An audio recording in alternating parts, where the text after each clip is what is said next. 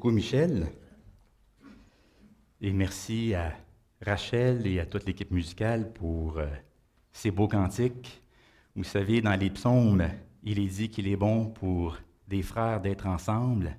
Et même si l'Église n'est pas rassemblée dans sa totalité, dans son ensemble aujourd'hui, parce que nous sommes toujours, nous devons toujours continuer de nous rassembler en respectant certaines mesures sanitaires, mais il est quand même bon de se voir, de se réunir, de chanter, de prier, d'écouter la parole de Dieu ensemble et peu importe dans quel état nous sommes, que nous soyons dans la joie, que nous soyons dans la peine, comme Michel l'a mentionné. Nous avons chanté de beaux cantiques ce matin, des cantiques réconfortants. Hein, Seigneur, tu es ma consolation. Seigneur, tu es mon ancre. Alors, quelles que soient les situations que l'on traverse, nous sommes appelés à nous accrocher au Seigneur, à répandre notre peine devant lui et à réclamer ses promesses d'amour et de présence dans notre vie. Alors, j'espère que vous allez quand même bien ce matin et que vous passez un bel été.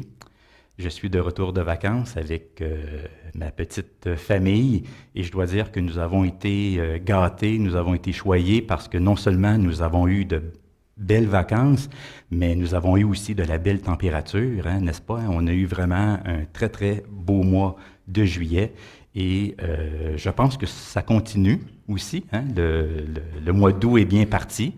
Alors, vraiment, merci Seigneur pour cette belle saison d'été, pour ce soleil qui brille sur nous. J'aimerais remercier ceux et celles qui ont apporté la prédication durant mes vacances. Je pense à notre frère Pierre Blais, à Noël Kouamé, Claude Queval et aussi à notre frère Frédéric Dussault, qui ne pouvaient pas être parmi nous ce matin. Alors, j'aimerais les remercier d'avoir accepté d'apporter la prédication. Merci pour le temps que vous avez investi dans la préparation et je suis sûr que la communauté a été enrichie par vos propos, que la communauté a été édifiée. Alors, je vous transmets mes remerciements. Ce matin, j'aimerais regarder avec vous un passage qui va peut-être vous surprendre un peu.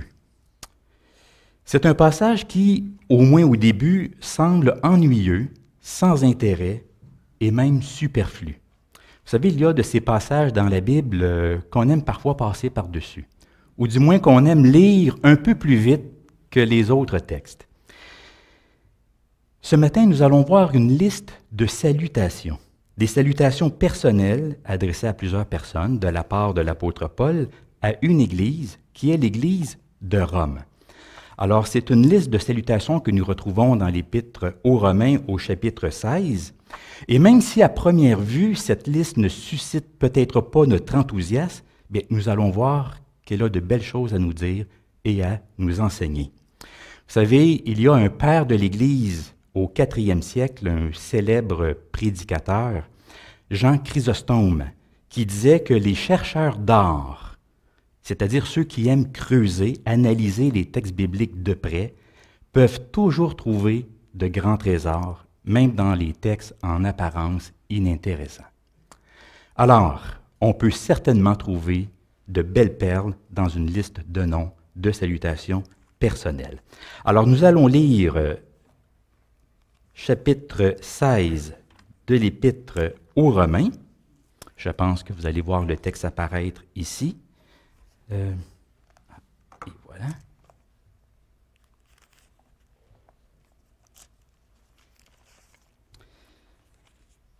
Donc, Romains chapitre 16, et je vous lis les versets 1 à 16. Donc, on ne va pas lire le chapitre au complet, seulement que les 16 premiers versets. Alors, je vous recommande Phébé, notre sœur, qui est diaconesse de l'Église de Cenchréa, afin que vous la receviez en notre Seigneur d'une manière digne des saints et que vous l'assistiez dans les choses où elle aurait besoin de vous, car elle en a aidé beaucoup, ainsi que moi-même. Saluez Prisca et Aquilas, mes compagnons d'œuvre en Jésus-Christ, qui ont exposé leur vie pour sauver la mienne. Ce n'est pas moi seul qui leur rend grâce, ce sont encore toutes les églises des non-juifs. Saluez aussi l'Église qui est dans leur maison. Saluez Épaïnette, mon bien-aimé, qui a été pour Christ les prémices de l'Asie, le premier converti dans cette région. Saluez Marie, qui a pris beaucoup de peine pour vous. Saluez Andronicus et Junia, mes parents ou mes compatriotes, mes compagnons de captivité, qui jouissent d'une grande considération parmi les apôtres, et qui ont même été convertis avant moi. Saluez Amplias, mon bien-aimé dans le Seigneur. Saluez Urbain, notre compagnon d'œuvre en Christ, et Stachie, mon bien-aimé. Saluez Apellès, qui est éprouvé en Christ. Saluez ceux de la maison d'Aristobule. Saluez Hérodion, mon parent. Saluez ceux de la maison de Narcisse, qui sont dans le Seigneur. Saluez Tryphène et Tryphose, qui travaillent pour le Seigneur. Saluez Perside, la bien-aimée, qui a beaucoup travaillé pour le Seigneur.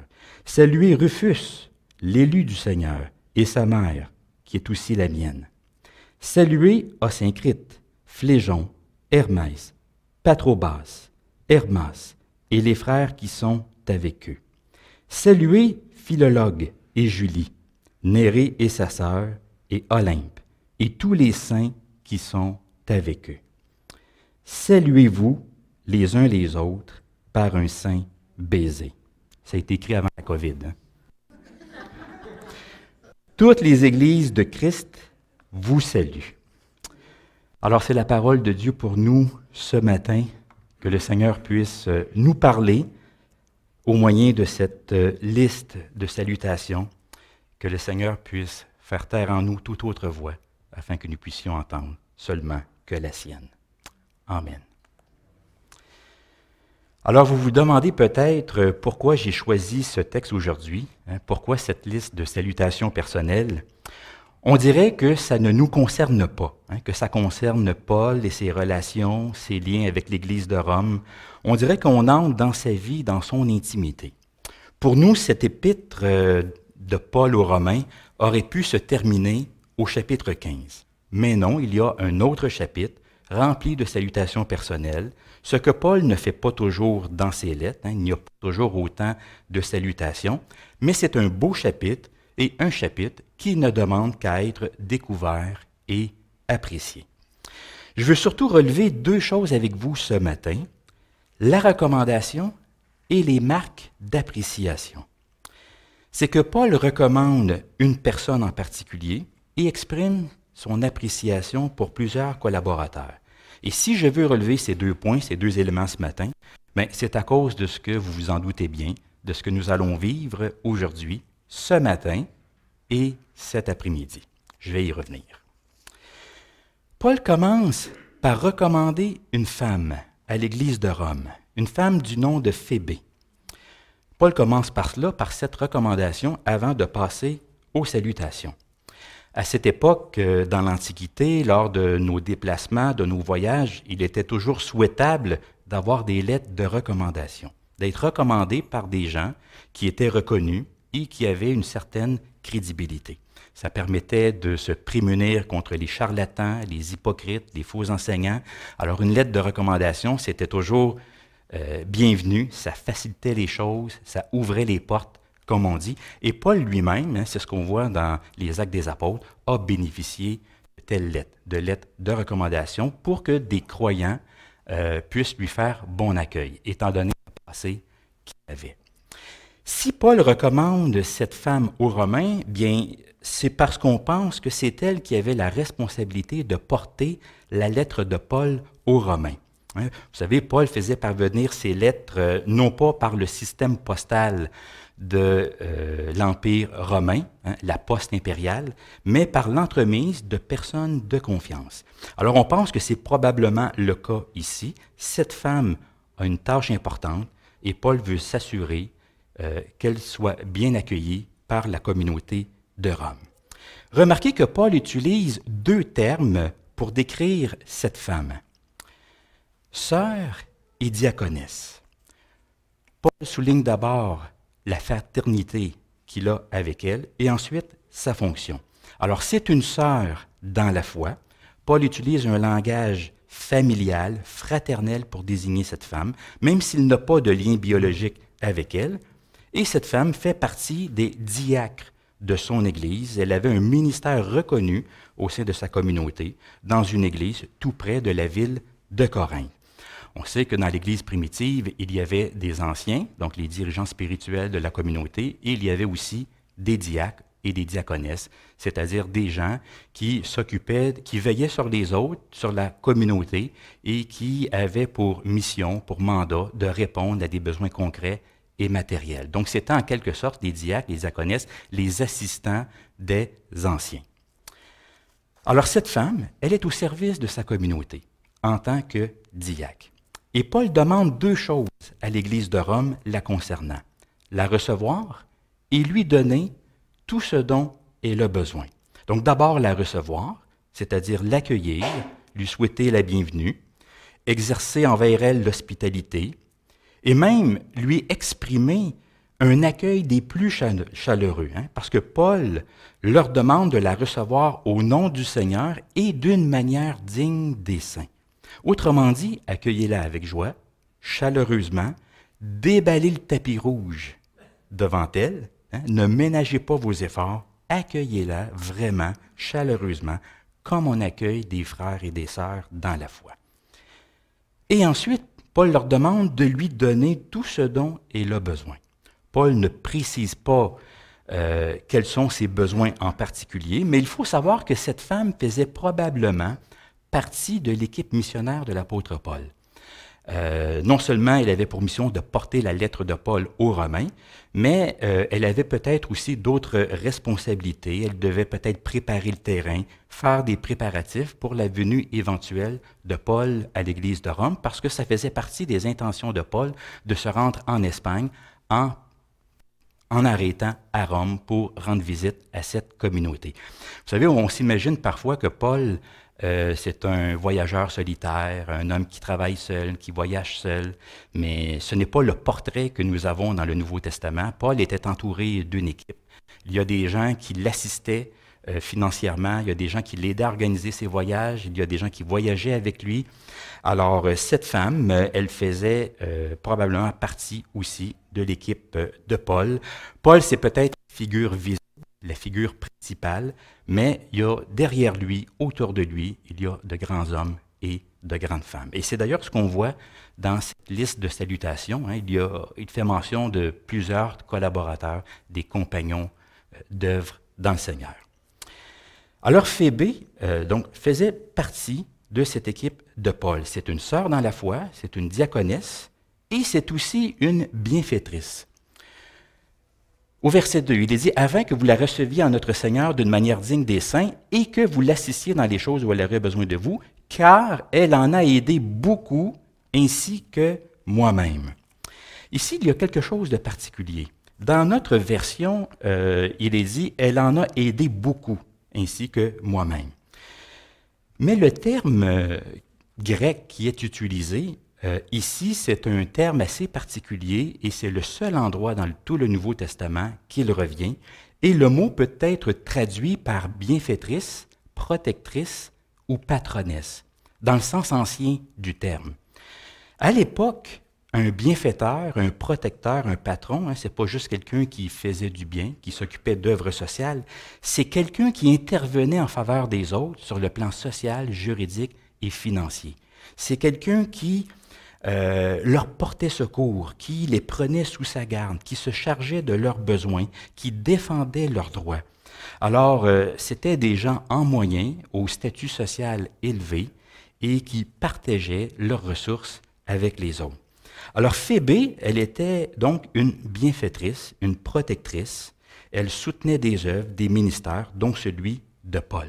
D'ailleurs, dans plusieurs versions, la Tome, la Bible de Jérusalem, la Nouvelle Bible seconde, on va traduire « Elle est devenue de plusieurs personnes, ainsi que pour moi-même. » Elle est devenue la protectrice, la bienfaitrice. Alors, elle avait un rôle important. Paul avait beaucoup d'estime pour cette femme.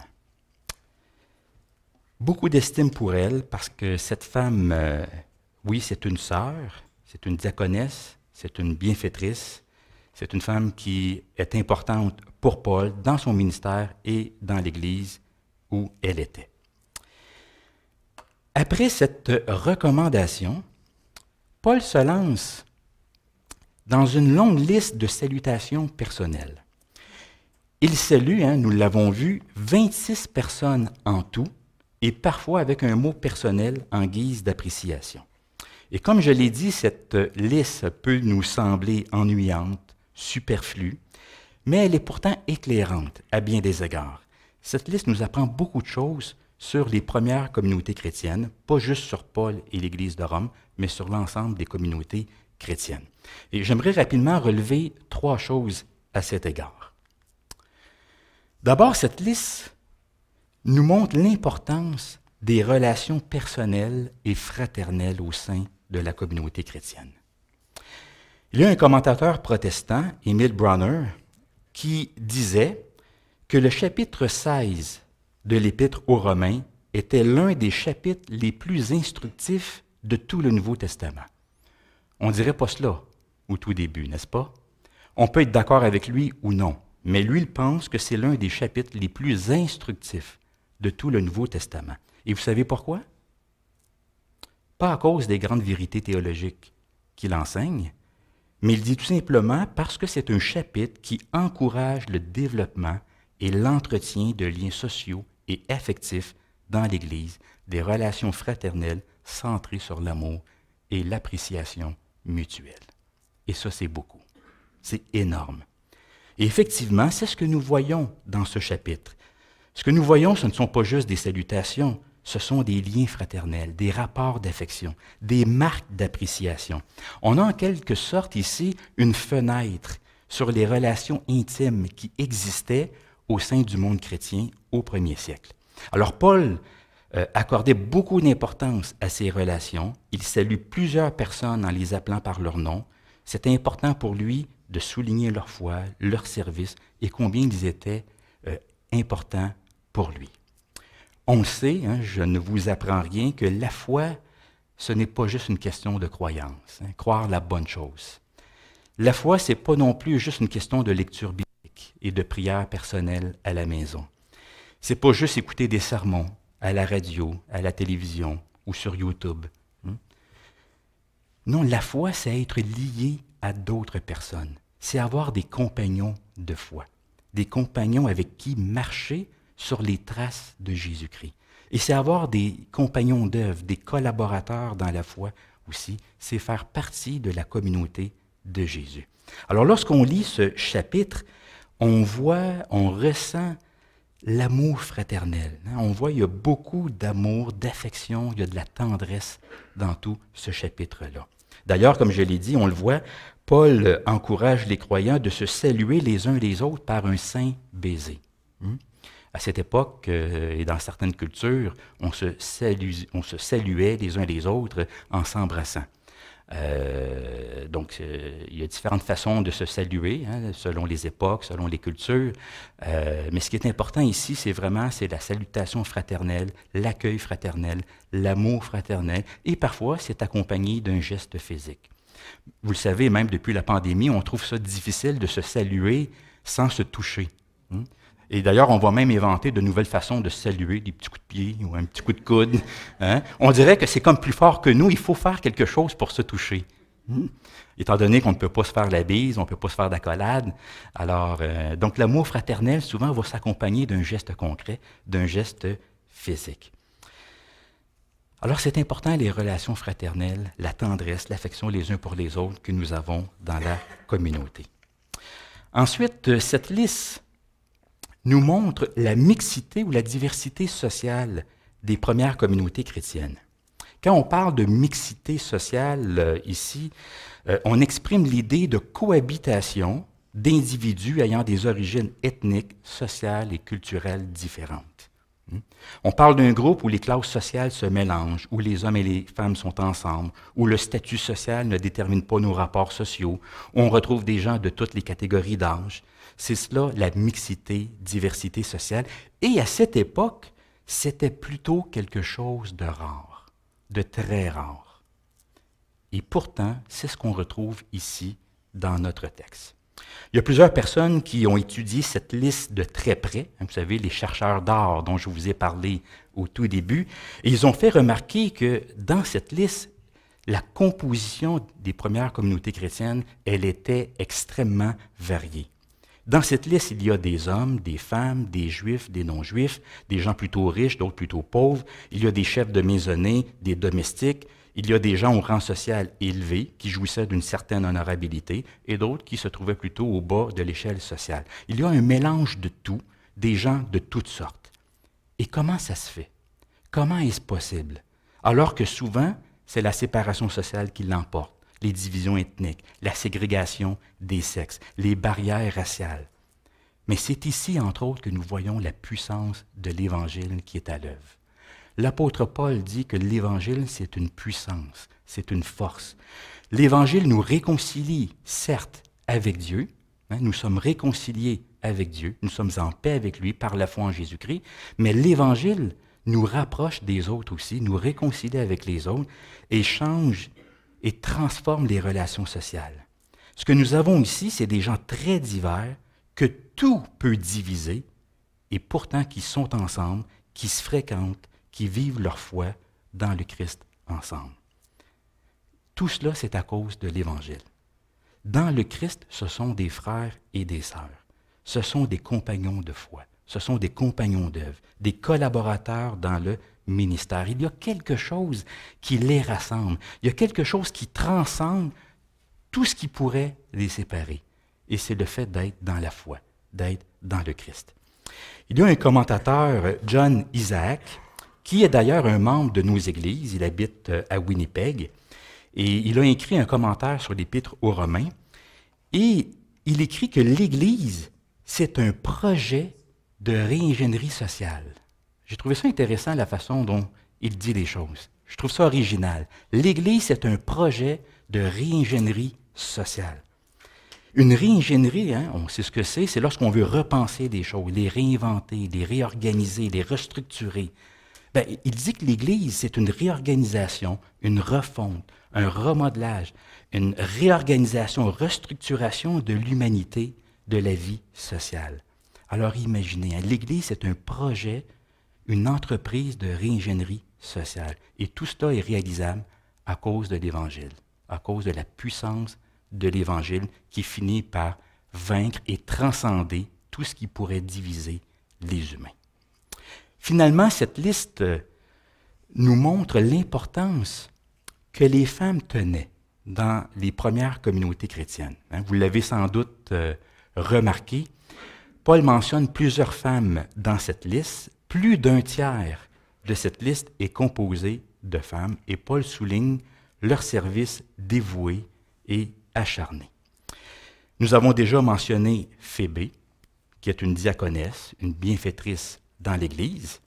Il y a aussi Prisca, qui est la femme d'Aquilas. Paul la salue aussi, pas juste son mari, mais elle aussi. Il la salue, la considère elle aussi comme étant une partenaire dans l'œuvre du Seigneur et aussi comme étant l'hôte de l'Église, d'une Église maison. Au verset 6, il y a Marie, une femme qui s'est donné beaucoup de peine pour eux, pour l'Église de Rome. Au verset 7, il y a Junia. Il est question de Andronicus et Junia, donc une parente ou une compatriote de Paul, une femme qui a connu avec son mari la captivité, la détention à cause de leur foi en Jésus-Christ. Il y a au verset 12 Tryphène et Tryphose, probablement deux sœurs, deux femmes, nous dit Paul, qui travaillent pour le Seigneur. Au verset 12 également, Perside, que Paul appelle la bien-aimée, qui a beaucoup travaillé pour le Seigneur. Au verset 13, la mère de Rufus, que Paul dit aussi être sa mère, il la considère du moins comme étant sa mère, ce n'est peut-être pas sa mère biologique, mais il la considère comme sa mère. Puis au verset 15, il y a Julie et la sœur de Nérée, qui n'est pas nommée. Alors on voit que Paul mentionne beaucoup de femmes, et il a des choses très intéressantes à dire sur ces femmes-là. Pour les femmes de l'époque, c'est très important, il faut savoir que pour les femmes de l'époque, l'Évangile est extrêmement libérateur. Je sais que ce n'est pas ce qu'on dit aujourd'hui. Mais à l'époque, il faut se remettre dans le contexte, par rapport aux normes, aux valeurs, aux pratiques sociales de l'époque, le christianisme attirait beaucoup de femmes. Il y a plusieurs femmes qui se convertissaient à la foi, même si ce n'était pas le cas de leur mari. Dans les communautés chrétiennes, il y avait plusieurs femmes qui étaient dans la foi, mais dont le mari n'adhérait pas à la foi. Alors ça attirait beaucoup de femmes, pas juste les femmes, mais aussi les pauvres, les démunis, ceux qui n'avaient pas d'honneur social. C'est qu'il y avait quelque chose d'attirant dans le christianisme, comme je l'ai dit, par rapport aux normes de l'époque. Et je pense que ce qu'il y avait d'attirant dans le christianisme, c'était en lien avec ce projet de réingénierie sociale dont je venais juste de parler. Chacun était valorisé pour lui-même et non pas en fonction de son rang, de son statut ou de sa richesse.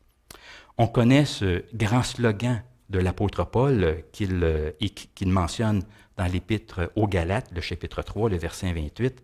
Il dit « Il n'y a plus ni juif, ni grec, il n'y a plus ni esclave, ni libre, il n'y a plus ni homme, ni femme, car vous êtes tous un en Jésus-Christ. » Vous êtes tous un en Jésus-Christ. Devant Dieu, lorsqu'on franchit les portes de cette Église, notre richesse, notre statut social, ce que nous sommes dans la société, n'a plus vraiment d'importance. Nous sommes tous dans la foi, nous sommes des frères et des sœurs, membres du corps de Christ, membres de la famille de Dieu. Nous sommes tous à égalité devant Dieu. Et devant Dieu, il n'y a pas de favoritisme. Il y avait quelque chose donc d'attirant dans le christianisme. Le christianisme, la foi chrétienne, apportait de l'air frais, du renouveau, sans toutefois prôner la révolution et la rébellion. La réingénierie sociale, c'était la résultante naturelle de l'annonce de l'Évangile avec l'éthique de vie qui vient avec, l'éthique du royaume de Dieu. Le royaume de Dieu, l'annonce de l'Évangile, injectait de nouvelles normes, de nouvelles valeurs, une nouvelle vision du monde. Alors oui, l'Évangile nous réconciliait avec Dieu, mais ça a des répercussions sociales, éthiques et pratiques aussi sur les relations humaines. Alors voilà plusieurs choses que l'on peut apprendre de cette liste de salutations, l'importance de nos relations fraternelles, la beauté de la mixité sociale de l'Église et la valeur du service de nos sœurs dans la foi. Pourquoi tout cela ce matin? Bien, j'aimerais, moi aussi, à ma façon, faire une recommandation et exprimer une appréciation. Nous avons une sœur dans l'Église qui débute une nouvelle fonction, et je pense que vous savez de qui je parle. Nous avons une nouvelle coordonnatrice de ministère. Elle est ici, à l'arrière. Il s'agit de notre sœur Anne Lalonde, qui est membre de notre Église depuis déjà plusieurs années, presque 8 ans, 9 ans, je pense 10 ans. 10 ans? Alors 10 ans. Notre sœur a parcouru beaucoup de chemins dans sa vie, beaucoup de chemins dans sa foi, beaucoup de chemins dans ses études. Elle a terminé ses études à notre école de théologie à Montréal. Beaucoup de chemins dans son service aussi. Elle a servi l'Église de différentes façons à travers toutes ces années. Alors, on la connaît tous bien. Une jeune femme dans la trentaine, mariée à Frédéric Ferland, avec 3 beaux enfants, Lydiane, Ariel et Justin. Et ce mois-ci, elle débute officiellement son rôle dans l'Église en tant que coordonnatrice des ministères. Alors, elle va avoir pour tâche de superviser différents départements de l'Église. Elle va s'occuper de certaines communications aussi, de l'aspect technique de beaucoup de choses. Elle va aussi contribuer à la prédication. Vous savez que dans nos églises, tous les postes sont ouverts aux femmes. Dans notre Église, nous avons des femmes qui sont présidentes d'assemblée. Les femmes peuvent apporter la prédication. Dans nos églises, les femmes peuvent même être pasteurs aussi. Alors, ne vous surprenez pas si, je sais que vous le savez, mais ne vous surprenez pas si parfois, quelques dimanches, c'est une femme qui est ici à ma place pour vous apporter la prédication. Alors, Anne va contribuer à la proclamation de la parole de Dieu également. Alors, je vais faire comme Paul, si vous me le permettez. Je vais vous demander de l'accueillir de la recevoir au nom du Seigneur d'une manière digne des saints, donc de lui déballer le tapis rouge, et aussi, et ça j'aime ça, c'est pas moi qui le dis, c'est Paul, que vous puissiez l'assister dans les choses où elle pourrait avoir besoin de vous.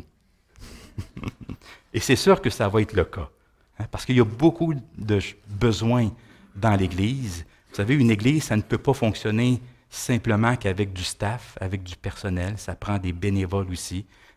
Tous et chacun, nous sommes appelés à un rôle, à un ministère dans l'Église. Alors c'est sûr qu'il se peut que Anne puisse vous approcher pour répondre à certains besoins qu'il y a dans la communauté. Alors dans quelques minutes, je vais inviter Anne à s'avancer ici, puis on va prendre le temps de prier pour elle. Maintenant, mon appréciation. Avez-vous remarqué que dans cette liste de salutations, il y a 4 couples qui sont mentionnés? Est-ce que vous les avez remarqués? Et là, je m'adresse aux chercheurs d'art, là, ici. Là. Oui, les noms nous semblent un peu étranges. Oui, il y a des noms grecs, latins, enfin, c'est pas évident, mais il y a 4 couples qui sont mentionnés. Est-ce que vous pouvez les identifier? Prisca et Aquilas, effectivement, des compagnons, un couple très connu dans le Nouveau Testament, des compagnons très précieux pour Paul. Oui, Philologue et Julie. Philologue et Julie sont mentionnés ensemble. Alors, on pense qu'il s'agit d'un couple. Qui d'autre? Au verset 7, Andronicus et Junia. Andronicus et Junia. Donc, nous avons probablement affaire à un couple ici et non pas à 2 hommes. Andronicus étant le mari, Junia étant l'épouse, donc des compagnons, des compagnons dans l'œuvre avec Paul. Il y a un 4e couple aussi. Oui, ce sont 2 sœurs, oui, mais ce n'est pas un couple. Mais ils sont mentionnés ensemble. Non, le 4e couple, c'est Claude et Muriel. Bon, d'accord. Vous alliez le dire. C'est la version 2021 de Stéphane, mais... bon, c'est vrai, ils ne sont pas dans le texte, je vous ai joué un petit tour. Hein? Mais je pense qu'on pourrait les rajouter à la liste, à notre liste du moins. Alors même si leur nom n'apparaît pas, j'aimerais reprendre les mots que Paul utilise pour exprimer son appréciation lorsqu'il parle de ses amis. Claude et Muriel, on va avoir l'occasion de souligner leur ministère cet après-midi, de les remercier. Mais Claude et Muriel ont été pour nous un frère et une sœur dans la foi, des compagnons de foi, des gens qui ont marché avec nous sur les traces de Jésus-Christ. Ils ont été pour nous des compagnons d'œuvre, des collaborateurs dans l'œuvre du Seigneur. Ils ont servi le Seigneur pendant plusieurs décennies, une 50aine d'années, je pense. Ils ont aidé beaucoup de gens tout au long de leur vie et de leur ministère, et j'en fais partie. Ce sont aussi, toujours en reprenant les mots de Paul, des bien-aimés, des gens qui jouissent d'une grande considération, qui sont estimés par beaucoup de personnes, dans leur famille, dans leur Église, dans les églises qu'ils ont servies. Ce sont aussi des gens qui ont été éprouvés dans le ministère avec ses défis, ses luttes, ses combats. Ce sont des gens qui ont travaillé pour le Seigneur, qui se sont dépensés, qui ont travaillé fort aussi.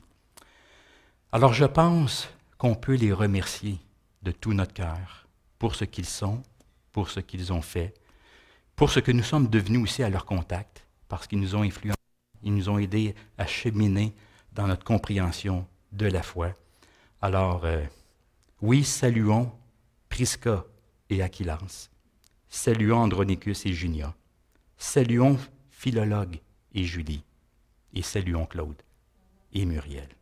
Et c'est ce que nous allons faire cet après-midi.